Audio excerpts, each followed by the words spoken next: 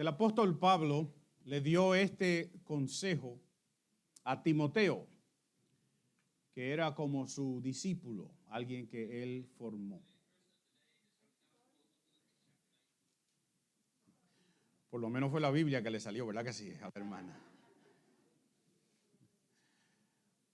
Pablo le dio este consejo a Timoteo. ¿Están conmigo?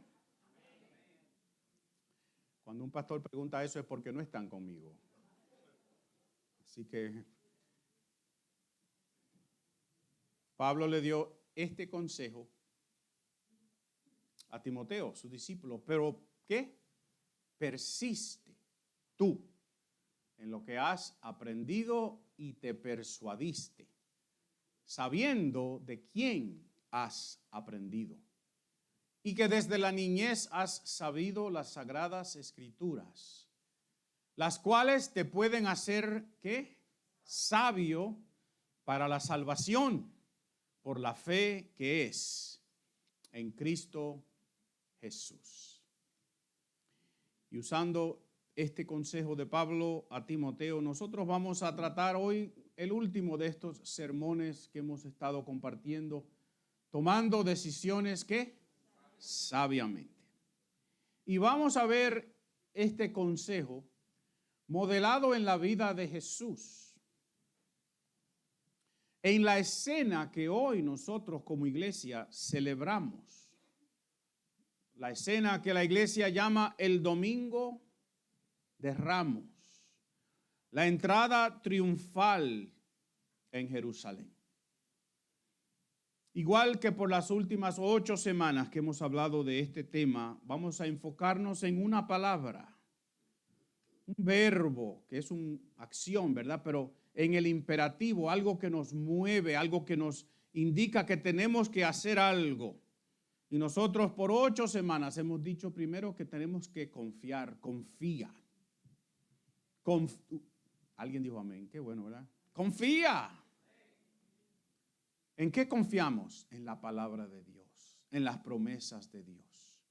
Y dijimos en aquel entonces, y ustedes se acuerdan, pero no le voy a preguntar, dijimos en aquel entonces que no podemos tomar decisiones basadas en el temor. El creyente no funciona basado en el temor, funcionamos basados en las promesas que Dios nos ha hecho. Hablamos de pensar antes de tomar decisiones importantes. No tomes decisiones apresuradamente. Piensa, calcula, considera. Hablamos de escucha. Tenemos que escuchar lo que Dios nos dice. ¿Y dónde es que Dios más nos habla? En su palabra. Tenemos la palabra de Dios. Si usted quiere saber lo que Dios quiere para su vida, estudie lo que Él te dejó por escrito. Tenemos que escuchar consejos sabios. Dios ha puesto personas a tu alrededor que han pasado quizás por lo que tú vas a pasar. Y te pueden decir, mira, cuando te suceda esto, busca al Señor de esta manera, considera esto, piensa en esta dirección. También tenemos que escuchar a aquel que está con nosotros y en nosotros, el Espíritu Santo. Tenemos el gran consejero a nuestro lado, Dios mismo. ¿Por qué no escuchar lo que Él tiene que decirnos? Hablamos de prepararnos, ¿verdad? Hablamos de prepararnos a tiempo, de preparar las cosas de antemano. Mi esposa y yo y mi hijo David vamos en abril a una conferencia y Laura me dijo ayer, voy a empezar a hacer la maleta ya.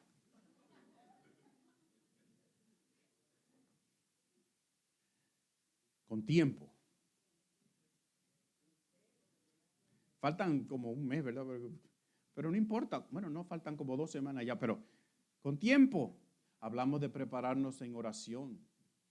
Nosotros no tomamos ningún paso si no hemos primero considerado lo que Dios tiene que decir al respecto. Hablamos de luchar. ¿Se acuerdan de Jacob? Luchó con Dios hasta que recibió la bendición. Pero hablamos de que tu lucha no la define tu pasado. Muchos de nosotros seguimos luchando con nuestro pasado. No, tu lucha la define tu futuro. Dígame. ¿Qué quiere decir eso? Que tú eres salvo, salva. Que no importa lo que está pasando ahora, que tú puedes pasar por las 1001 noches. Pero la promesa de Dios para tu vida ya está dada. Tu lucha no lo define lo que eras. Tu lucha lo define lo que eres ahora. Hablamos de rechazar la tentación de tomar las cosas en nuestras propias manos a veces. Hablamos de rechazar ser la persona que éramos antes. Rechaza eso de vez en cuando. Tú vas a querer actuar como tú actuabas antes. Y el Espíritu Santo te va a decir, así no es. Rechaza la tentación y acepta lo que Dios te dice de la manera que tú debes hacer las cosas. Hablamos la semana pasada o la antes pasada de movernos. Muévete, yo les dije a ustedes. Muévete comprometidos con el plan de Dios. No es simplemente movernos, es que tenemos que tomar la dirección que Dios nos da. Y hablamos de que un barco o un carro estacionado no puede cambiar de dirección, ¿verdad que no? Si usted quiere cambiar su vida, usted tiene que moverse. Usted tiene que estar moviéndose para que Dios entonces tome control. Y la semana pasada hablamos de servir.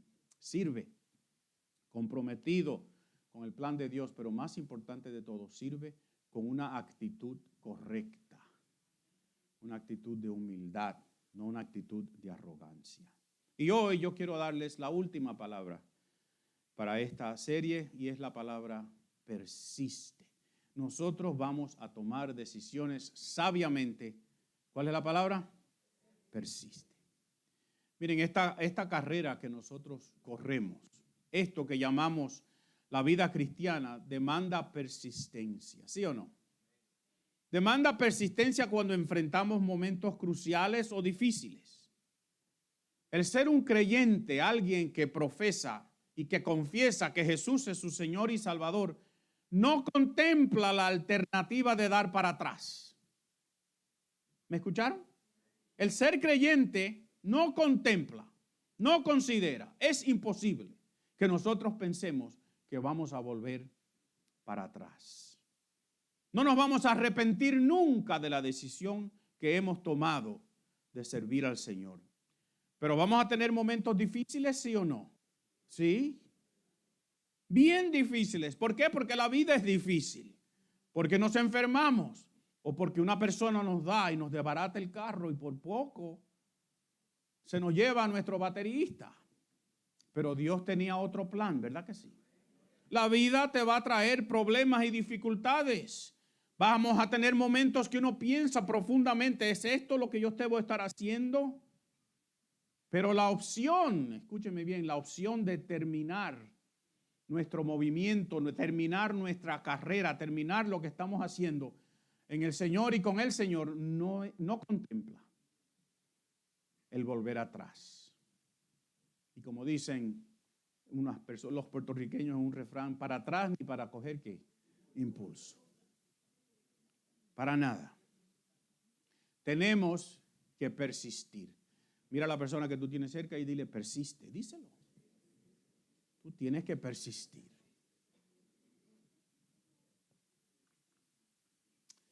Y como les mencioné ya, vamos a ver este concepto, esta idea, en un evento en la vida de Jesús.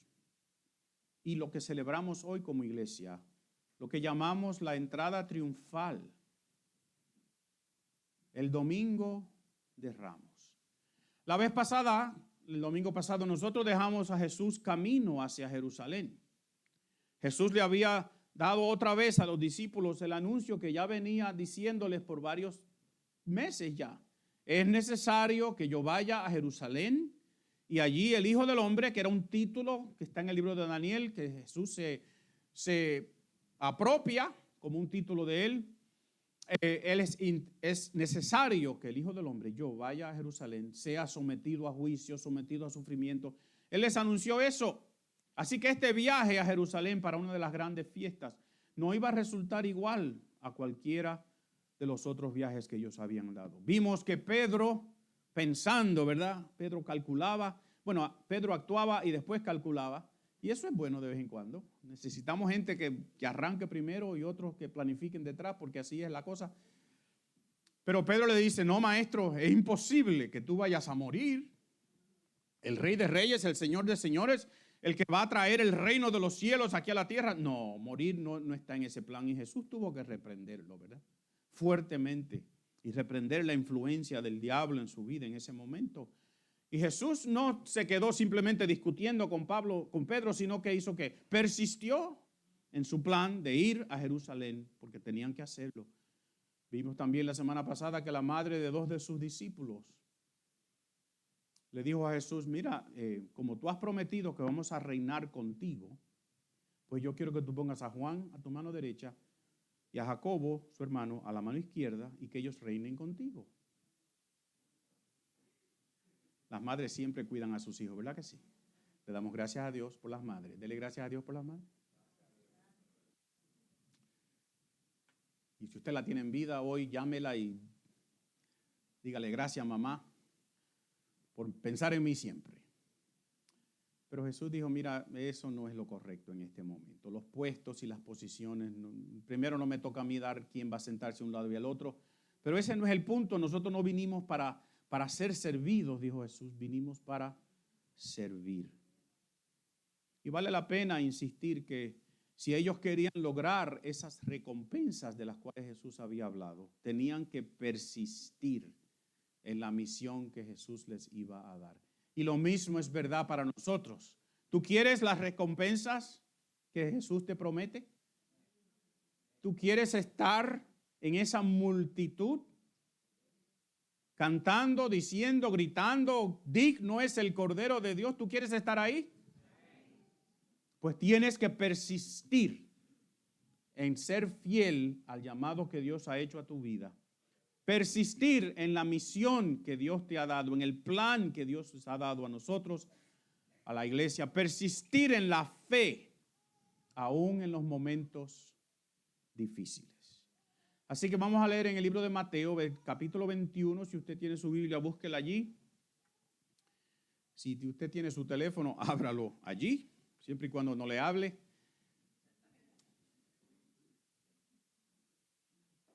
Capítulo 21 de Mateo, vamos a leer los versos del 1 al 11 y lo vamos a leer en partes, como es mi costumbre en estas historias, para que podamos ir siguiendo lo que Dios nos va a decir. Mateo, capítulo 21, versículos del 1 al 11, vamos a estar allí y vamos a leer los primeros 5 versículos y están ahí en su pantalla y la palabra de Dios dice así. Cuando se acercaban a Jerusalén y llegaron a Betfagé, al monte de los olivos, Jesús envió a 2 de sus discípulos con este encargo. Vayan a la aldea, la Betfagé, que tienen enfrente. Ahí mismo encontrarán una burra atada y un burrito con ella. Desátenlos y tráiganmelos. Y si alguien les dice algo, respóndanle que el Señor los necesita, pero que vaya o que ya pronto los devolverá. Y esto sucedió, dice Mateo, para que se cumpliera lo dicho por el profeta. Digan a la hija de Sión, mira, tu rey viene hacia ti, humilde y montado en un burro, en un burrito, cría de una bestia de carga. Esta es la palabra de Dios. Mateo cita una profecía del profeta Zacarías que leímos al principio de nuestro servicio hoy. Y miren, esto no es meramente un instrumento literario de Mateo, sino que refleja que Mateo sabía ya lo que Jesús significaba y qué significaba el ministerio de Jesús. Él escribió estas palabras muchos años después de estos eventos. Muchos años después de la resurrección, la muerte y resurrección de Jesús.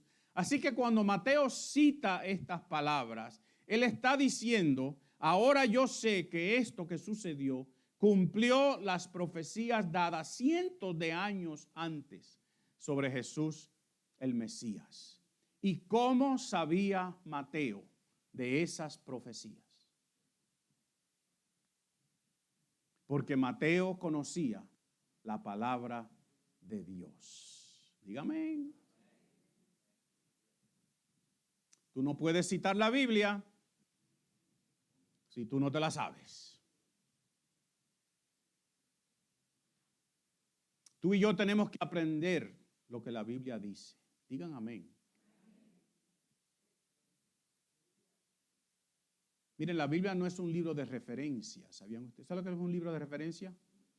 Son esos tomos como un diccionario que tú tienes en tu casa y lo tienes ahí en un mostrador. Y cuando tú necesitas buscar algo, tú vas o al índice o a algún sitio y buscas lo que tú necesitas. Y después, ¿qué tú haces con ese libro?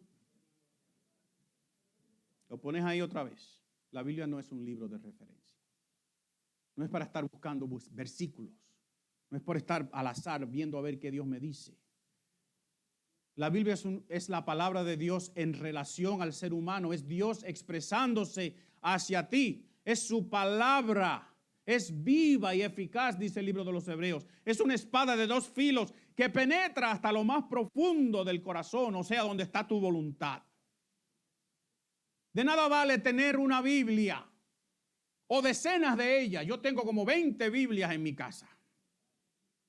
Me encanta tener Biblias de todos los tipos, de todos los modelos, de letra grande, de letra chiquita, de las que tiene rojo, de las que no, en esta versión, aquella versión. Tengo la Biblia en hebreo, aunque no la leo muy bien, ¿verdad? Conozco un poquito, pero no lo supero. Me gusta abrir ese aparato, esa Biblia, porque hay que leerla al revés. Me gusta leer mi Nuevo Testamento en griego. No sé leer en sí, pero yo puedo seguir, Me encanta la Biblia. Pero no como un libro de referencia. Y no solamente para estudiarlo, sino que cuando tú abres la palabra de Dios, es Dios que te está hablando a ti. Es viva, es eficaz. Pero de nada vale tener todo eso si no la leemos, si no la estudiamos, si no nos dedicamos a aprender de la palabra de Dios. Si no la leemos para que el Espíritu Santo la ilumine en nosotros. Porque cada vez que usted abre la palabra de Dios, lo primero que usted debe hacer antes de leer es decir, Espíritu, ayúdame a entender lo que yo voy a leer y entonces a aplicarlo a mi vida. Amén. De nada vale tener Biblias si no la leemos y si no la aplicamos a nuestras vidas. ¿Saben algo, mis queridos? Que el Espíritu Santo es el mejor consejero, el mejor psicólogo que tú tienes. ¿Ustedes me creen? El mejor psicólogo que tú puedes tener no es uno que tenga un doctorado en psicología y una licencia para ejercer. El mejor psicólogo que tú puedes tener es el Espíritu Santo. ¿Y saben cuál es el manual que él usa? No es el DSM-5, los que son de psicólogos ahí saben de lo que estoy hablando, ¿verdad? Él no usa ese. ¿Cuál usa él? Este que está aquí. El Espíritu Santo te cita la palabra de Dios para que la apliques a tu vida. Por tanto, únete a Él. Apréndete lo que Él te va a citar. Memorízate la palabra de Dios lo más que tú puedas. Es el mejor consejero que tú puedes tener. Apréndete, apréndete. Apréndete la palabra de Dios para que te la cites a ti mismo en el momento oportuno. Apréndete la palabra de Dios. Y por eso entonces te cito otra vez las palabras de Pablo a Timoteo.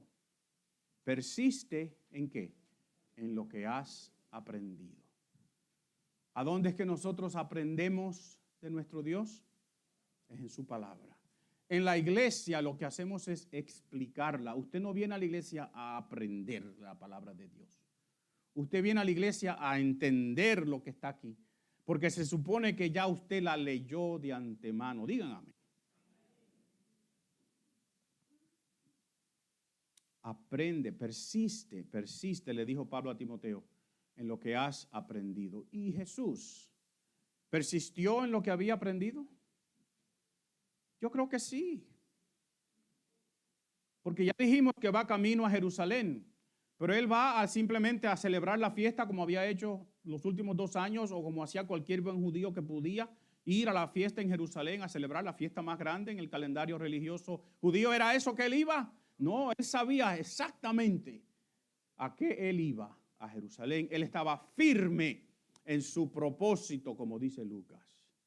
Jesús sabía que lo que iba a suceder esta semana que celebramos nosotros, era el plan de Dios. Jesús conocía las profecías que habían sido hechas sobre su persona y sobre el plan de Dios. Pero más allá de lo intelectual de saber, porque es importante saber, ¿verdad? Pero Jesús hace algo bien práctico aquí en este pasaje que nosotros leímos y quizás le pasamos por alto. Jesús envió 2 de sus discípulos a la aldea de Betfagé, una aldea que le quedaba que queda justo antes de llegar a Jerusalén. Y les dijo, cuando ustedes entren van a encontrar una burra con un burrito, su cría, atados. Desátenlo a los 2 y tráiganmelos. Pero ese burrito no era suyo. ¿Verdad que no? ¿Usted no se ha hecho la pregunta? ¿Y cuándo hizo Jesús ese arreglo? ¿Usted no se ha hecho esa pregunta tampoco? ¿Fue un milagro del momento? Yo creo que no. Yo creo que Jesús, en uno de sus viajes a Jerusalén, le había dicho a ese señor dueño de esos animales, un día yo voy a necesitar ese burrito. Cuando yo te lo pida, tú me lo prestas y yo te lo devuelvo inmediatamente. ¿Por qué Jesús hizo eso?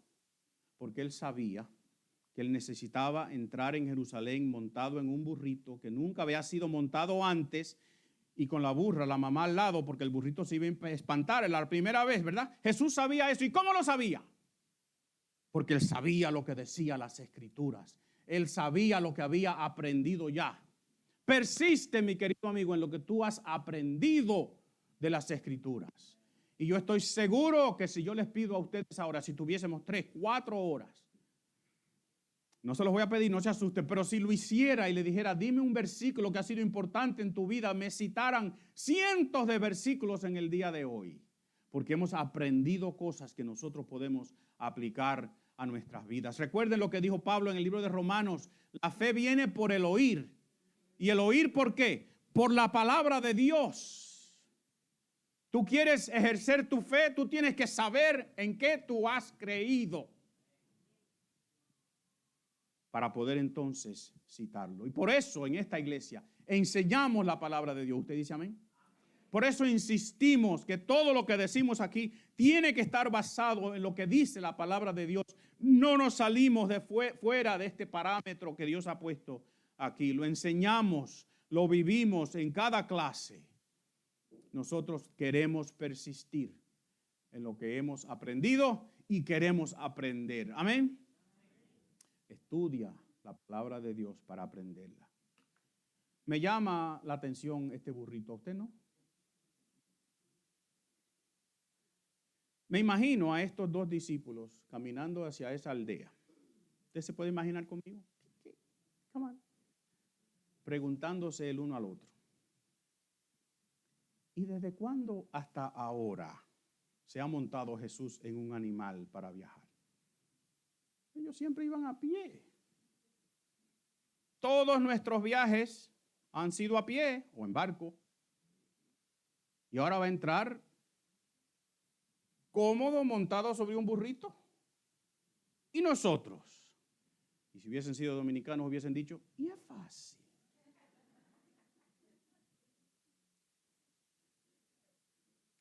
Me imagino a los 10 que escucharon las instrucciones haciéndose la misma pregunta. ¿Qué es esto? Y esos 2 que iban caminando y discutiendo este asunto de simplemente tomar un burrito que está atado ahí, que no es de ellos. ¡Qué atrevimiento! Pero eso soy yo, imaginándome.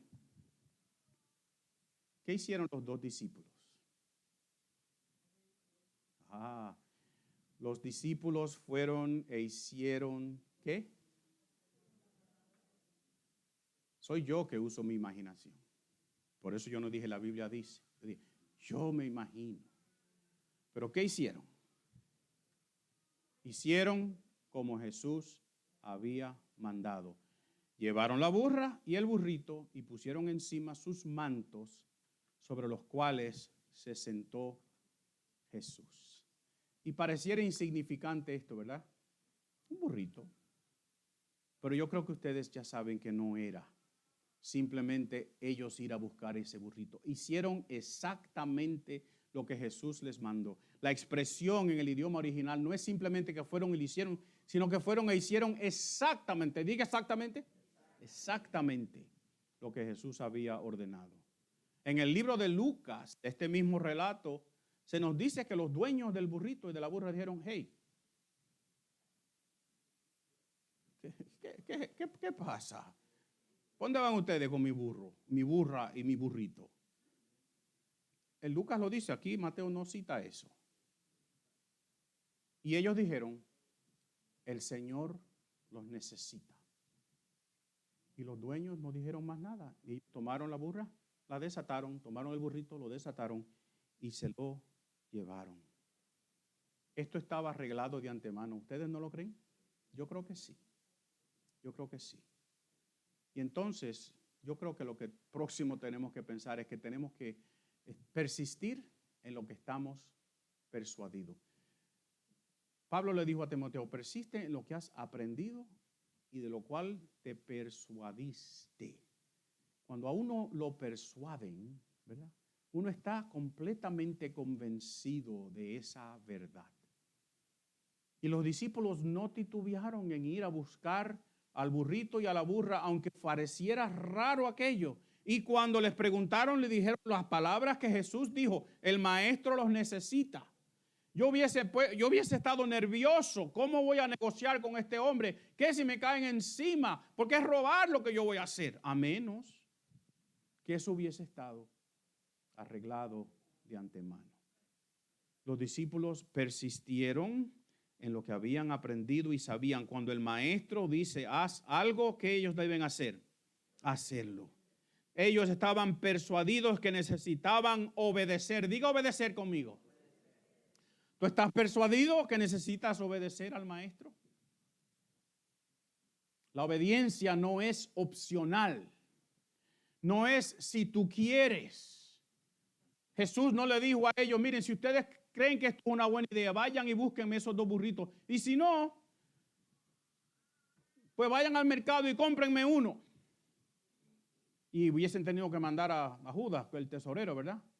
Judas, ¿hay suficiente dinero para comprar un burrito? Yo le hubiese dicho, no, Jesús, no hay suficiente. ¿Por qué? Porque la Biblia dice que se estaba robando el dinero. Por eso es para otro día. Jesús dijo, vayan. ¿Y qué hicieron ellos? Fueron. Obedecieron. Hermanos, nosotros tenemos que aprender a obedecer a Dios y no estar negociando los detalles con Dios. Cuando Dios dice, no hagas eso, no lo voy a hacer. Cuando Dios me dice, por aquí, no me voy a ir, por acá. Cuando Dios me dice de esta manera, yo no me voy a decir, pero ¿qué si hacemos esta otra cosa? ¿Qué si pensamos en esta otra opción?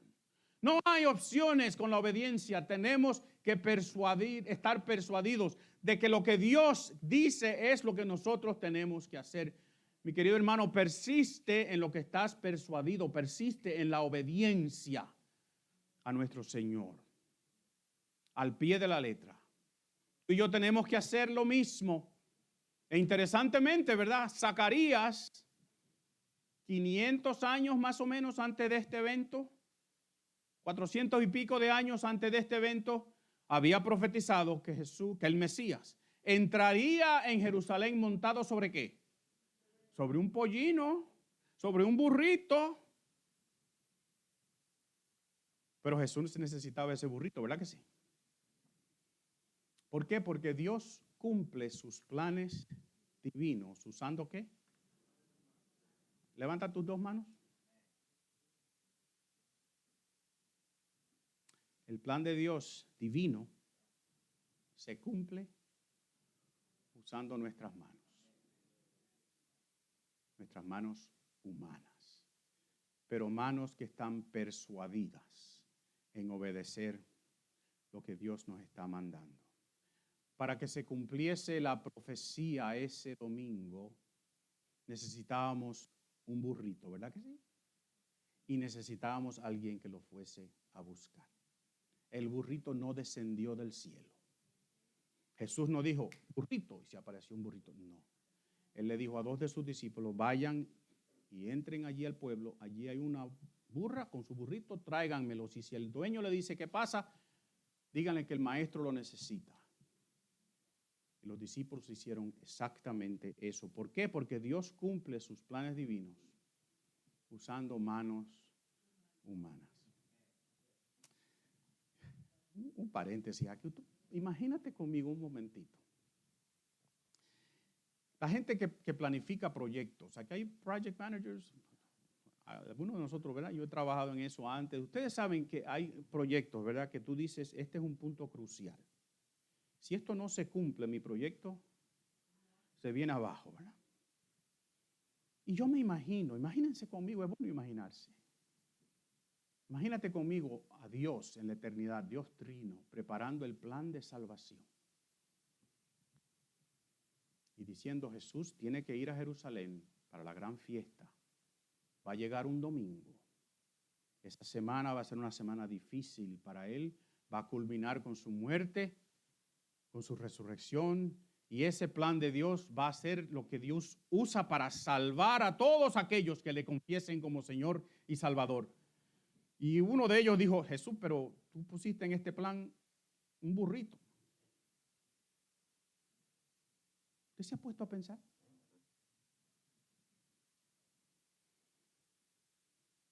Y tú has puesto en este plan que 2 de los discípulos tienen que ir a buscarlo. Y tú has puesto en este plan, Dios, que el burrito no es tuyo. Bueno, todo es de Dios, ¿verdad? Pero en ese momento no era de Jesús. Yo lo que quiero que tú pienses conmigo un momentito. Que este glorioso plan de salvación que Dios ha establecido desde antes de la fundación del mundo, el cual te incluye a ti y a mí, te da a ti el privilegio de participar con Él en ese plan. Oh, qué glorioso hubiese sido, qué más fácil para Dios hubiese sido haber diseñado un plan donde Él lo hace todo, donde millares de ángeles obran a lo que y hacen lo que Él dice. Y si Él necesitaba un burrito, y aparece un burrito, pero no lo hizo así. Dependió de 12 hombres, 12 personas como tú y como yo, con nuestras fallas, nuestros problemas, nuestras dificultades, con nuestros errores, nuestras caídas. Y nos dio el gran privilegio de participar en su glorioso plan de salvación. Dios usa manos humanas para cumplir sus planes divinos. Pero tú tienes que estar persuadido que esto es lo que Dios quiere. Tú tienes que estar persuadido en este plan de Dios. Y la escena que continúa, que nosotros conocemos bien, ¿verdad? Tiene que haber sido conmovedora. Usted no quisiera como haber pensado cómo fue aquello. ¡Qué espectáculo! ¿Verdad que sí? Esto es de película, literalmente. ¿Cómo concluye nuestra historia? Había mucha gente que tendía sus manos sobre el camino. Otros cortaban ramas de los árboles y las esparcían en el camino. Y tanto la gente que iba delante de él como la que iba detrás gritaba que ¡Hosana al Hijo de David! Bendito el que viene en el nombre del Señor. ¡Hosana en las alturas! Y cuando Jesús entró en Jerusalén, toda la ciudad que se conmovió. ¿Y quién es este?, preguntaban. Este es el profeta Jesús de Nazaret de Galilea, contestaba la gente. Esta es la palabra de Dios.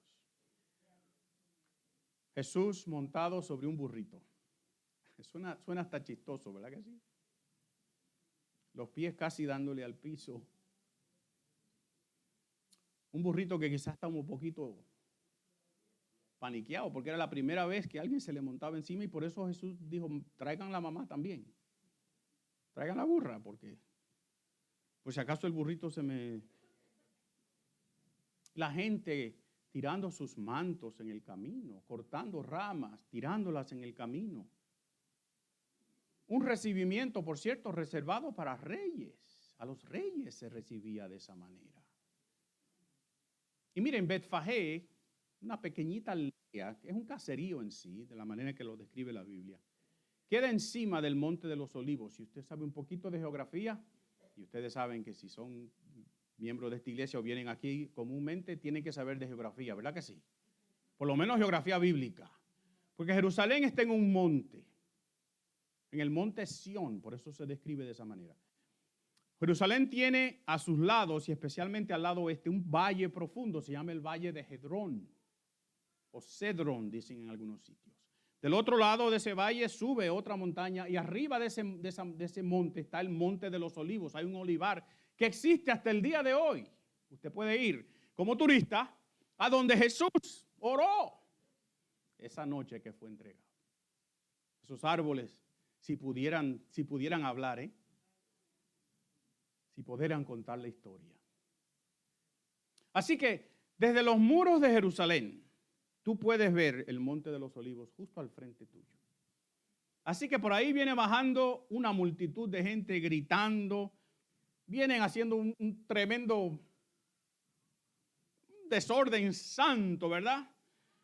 Gritando que Hosana, que quiere decir sálvanos, que se ha convertido ya para este tiempo no solamente en lo que quiere decir la frase literalmente, sino en un grito de saludo, un grito de gloria, como nosotros decimos salve, o salve el rey, o viva el rey, ¿verdad? O como dicen los mexicanos, que viva México, y todo el mundo dice, que viva. Dominicanos lo decimos también, ¿verdad? Gritaban Hosana al hijo de David. Jesús no era hijo de David, era de la descendencia de David. ¿Y de qué descendencia era entonces? La descendencia real. Ellos están diciendo Hosana al rey. Están diciendo bendito el que viene en el nombre del Señor. Están citando el Salmo 118. Un salmo que ellos le gritaban desde Jerusalén a la gente que venía subiendo. Es un salmo de ascenso. La gente que venía subiendo para entrar a Jerusalén en las grandes fiestas, le gritaban desde adentro, bendito el que viene en el nombre del Señor. Pero ese salmo también es un salmo mesiánico, un salmo donde ahora se aplica literalmente a la persona de Jesucristo. Bendito ese que viene en el nombre del Señor. Y hosana, ¿dónde? En las alturas, en lo más alto. Es una entrada reservada para reyes. Un general que regresaba a la ciudad después de una gran victoria. Pero Jesús viene montado ¿sobre qué? Sobre un burrito. No sobre un caballo blanco, decorado con las cosas de los generales, las insignias de los generales. Es una paradoja, ¿verdad que sí? Pero en ese momento no hay tiempo para estar estudiando paradojas. Ellos están gritando ¿qué? ¡Hosana! Al hijo de David. Algunos se estaban preguntando, ¿y qué rey es este? Que viene montado en un burrito, ni siquiera en la burra, en el burrito. Háganse la imagen, los pies de Jesús chocando con el burrito. ¿Usted ha visto un burrito? ¿Usted se ha montado encima de un burrito? Se veía ridículo aquello quizás. Y algunas personas quizás dijeron, ¿qué rey es este? ¿Dónde está el ejército de este rey? Lo que yo veo es una multitud de gente medio... Yo me imagino los guardias romanos en la muralla, ¿verdad? Ese es su trabajo, están ahí de guardias, mirando. ¿Qué hubiesen hecho? Se hubiesen reído. ¿Qué es esto? Estos judíos son locos. Mira cómo celebran ellos sus fiestas. Y miran al rey, mira al rey que están recibiendo. Viene sobre un burrito. Lucas, hablando de este relato, también nos dice que algunos de los fariseos, los estudiados de la ley, los líderes religiosos, le dijeron a Jesús, mira, manda a tus discípulos a callar. Y Jesús les dijo, si ellos callan, las piedras clamarían. Ellos no entendieron eso, ¿verdad que no? Tú y yo lo entendemos. ¿Sabe que eso no es una promesa, eso es una amenaza? Porque quien debe clamar y proclamar el mensaje del evangelio no son las piedras, son los quienes. Nosotros. Y Jesús, Dios nos está diciendo, si ustedes no hacen lo que yo les estoy diciendo que hagan, yo pongo a cualquier otra cosa a hacerlo, incluyendo una piedra va a clamar. Pero no es que Jesús dice eso es lo que yo, no es que Dios está diciendo eso es lo que yo voy a hacer. Lo que Dios te está diciendo a ti, te toca a ti clamar. Te toca a ti proclamar este evangelio. Te toca a ti compartir este milagro que es la salvación. Así que tú y yo debemos entender esa frase. Y finalmente Jesús entra en la ciudad y la gente se pregunta, ¿y quién es este? Who is this? ¿Quién es este? Y alguien respondió que este es Jesús de Nazaret, el profeta. Ellos gritaban por un rey que los salvara, pero no sabían en sí lo que tenían al frente. Lo que decían de él era, por un lado, verdad. Jesús era ¿de dónde? De Nazaret, de Galilea. Y ellos lo consideraban un profeta, alguien que hablaba bien las cosas de Dios. Así que por un lado estaban completamente correctos, pero por el otro, completamente equivocados. Porque este no era un rey que venía a conquistar la ciudad y liberarla del imperio romano. Este no era mente un profeta de Nazaret de Galilea, que por cierto, ellos tenían como un refrán común, de Galilea no puede salir nada bueno. Así que Jesús era de Nazaret de Galilea, no era un elogio, era un insulto. Mucha algarabía, ¿verdad? Muchas opiniones, muchas preguntas, y todos estaban equivocados. ¿Qué dijo Jesús acerca de ese momento en su vida? Él dijo, cuando se acercaba Jesús a Jerusalén, vio la ciudad y ¿qué? Lloró por ella. Dijo, ¿cómo quisiera que hoy supieras lo que te puede traer paz? Pero eso ahora está oculto a tus ojos. Te sobrevendrán días en que tus enemigos levantarán un muro, te rodearán y te encerrarán por todos lados. Te derribarán a ti y a tus hijos dentro de tus murallas y no dejarán piedra sobre piedra. ¿Por qué? Léelo. No reconociste el tiempo que Dios vino a salvarte. Jesús no hizo una entrada triunfal en Jerusalén. Jesús lloró. ¿Por qué? Porque estaban mal interpretando lo que significaba esa entrada. Y un compositor lo escribió de esta manera: oh Jerusalén, Jerusalén, ciudad de Sión, llora por ti hoy mi corazón. Y como el ave al hijo, le da siempre protección. Vine yo a traerte salvación. Oh Jerusalén, la hermosa, tú que has matado a cuantos Dios te ha enviado. Oh Jerusalén, Jerusalén, ciudad de Sión, llora por ti hoy mi corazón. Y como el ave quisiera proteger a sus hijos, yo he tratado de hacerlo, pero ustedes no entienden. Ellos no entendieron. Jesús vino a traer salvación. Ellos gritaban por un rey, no un salvador. Y cuando no se le dio aquello por lo cual ellos gritaron ese día, una semana después, gritaron por su muerte. ¿Quién es este, mis queridos? Tú tienes que entender quién es que venía montado en ese pollino y qué significaba esa entrada en Jerusalén. Nosotros la llamamos una entrada triunfal porque tenemos el beneficio de saber cómo termina la historia, ¿verdad? Pero para aquellos que estuvieron allí y vieron aquello, y esa semana se dieron cuenta que esta llegada era una marcha hacia un paredón, era una marcha prefúnebre.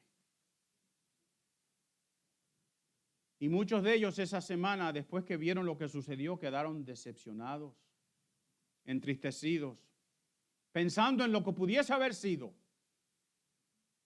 Y no fue. Y la mamá de Juan, me imagino yo, y de Jacobo, ¿verdad?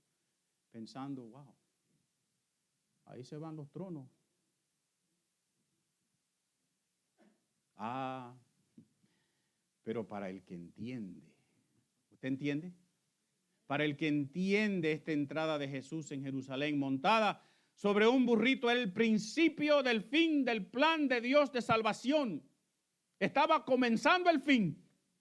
Que Jesús iba ese día que fue crucificado con sus últimas palabras, decir claramente, consumado es. Se estaba comenzando el último capítulo. Y para los que entendieran, y nosotros que hoy entendemos lo que significa esta entrada triunfal en Jerusalén, nosotros sabemos que lo que estamos proclamando es una fe que salva. Persiste tú en la fe que salva. No se trata de un rey que viene a liberarnos del imperio romano. Se trata de un rey que vino a liberarnos del poder del pecado, a hacernos verdaderamente libres. Persiste, mi querido amigo, en la fe que salva. Pedro había tratado de que esto no sucediese, pero Jesús persistió.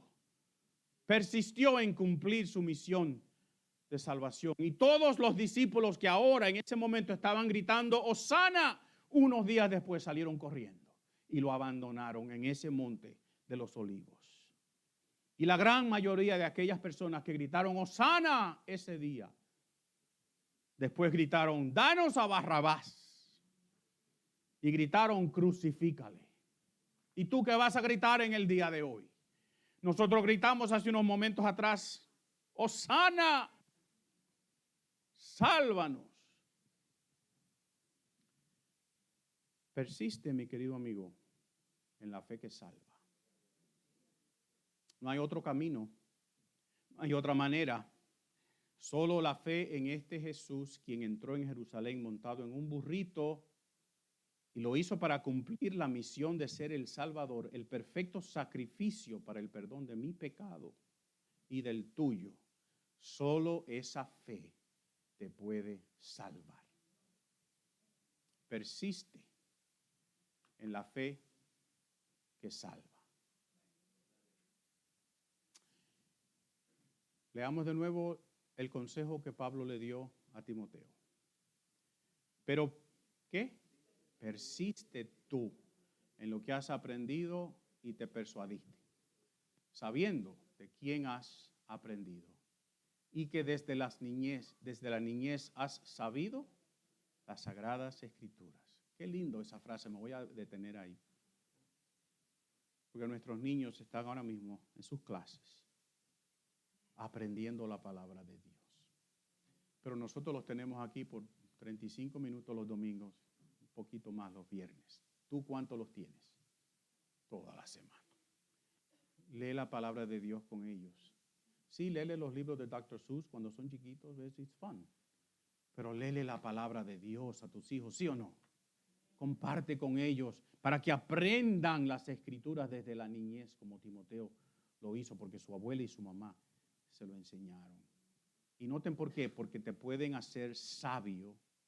¿Para qué? Para la salvación. Aquí está el plan de Dios de salvación para tu vida. Las escrituras te hacen sabio para lograr recibir este mensaje de salvación que Dios te ofrece. Y la fe que es en quién, en ese Cristo Jesús que entró en Jerusalén ese día, montado sobre un burrito. Persiste en lo que has aprendido. Persiste en aquello que estás persuadido. Y mi querido amigo, persiste en la fe que salva. Le damos gracias al Señor en este día que Jesús persistió, sabiendo lo que le esperaba. Y si Jesús fue fiel, y fiel hasta la muerte, y muerte de cruz, ¿vamos nosotros a ser menos fiel? Vamos a ser menos fiel a la encomienda que nos dejó, a la misión que le dejó a la iglesia. Por tanto, id y haced discípulos de todas las naciones, bautizándolos en el nombre del Padre, del Hijo y del Espíritu Santo, enseñándole todas las cosas que yo os he mandado. Y por cierto, tengan claro, yo voy a estar con ustedes hasta el fin del mundo. Vamos a persistir. No nos vamos a rajar, ¿verdad que no? No nos vamos a cuitear, ¿verdad que no? No nos vamos a dar por vencidos, ¿verdad que no? We're not going to quit. We're not going to go backwards. No nos vamos a arrepentir de la decisión que hemos tomado. Vamos a persistir porque hemos aprendido lo que dice la Escritura. Vamos a persistir porque estamos persuadidos que este es el plan de Dios. Convencidos de que esto es lo que Dios quiere para nosotros. Y que el plan de Dios es mejor, mucho, mucho mejor que cualquier plan que yo pueda tener para mi vida. Y vamos a persistir porque esta fe es la fe que salva. Es la fe que salva. La fe en el plan único de salvación que Dios tiene. Hemos hablado por semanas ya, tomando decisiones sabiamente. ¿Cuál es la decisión más sabia que tú puedes tomar en toda tu vida? Persistir, aceptar este mensaje de salvación, esta oferta que Dios te hace y persistir en esa fe una vez lo has aceptado.